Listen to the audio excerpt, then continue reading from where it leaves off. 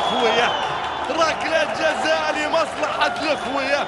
هنا الكرة الماضية والتدخل قبل 4 دقائق من نهاية اللقاء. شوف الكرة، شوف اللمسة، شوف الكعب عدت، وهنا التدخل، وبعد كذا لمسة يد، مش لمسة يد، حضن الكرة، حضن الكرة تماما. هنا أمامنا عبد الرحمن في اللقطة الماضية. هنا التدخل والكرة اللي حكم اللقاء على طول احتسبها ركلة جزاء، يشوفها أصلا.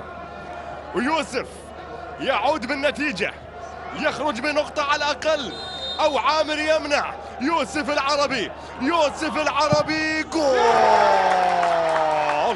جول أول وهدف تعديل لمصلحة الأخوية. يعادل إذا العربي في الدقيقة 89 عن طريق يوسف العربي من ركلة جزاء. إذا يسجل يوسف العربي ركلة الجزاء، وركلة الجزاء اللي جاء منها هدف التعديل لمصلحة نادي الأخوية. هنا نشوف أيضا محمد الشمري حكم اللقاء يمنح بطاقة صفراء لمن؟ لخالد يبدولي.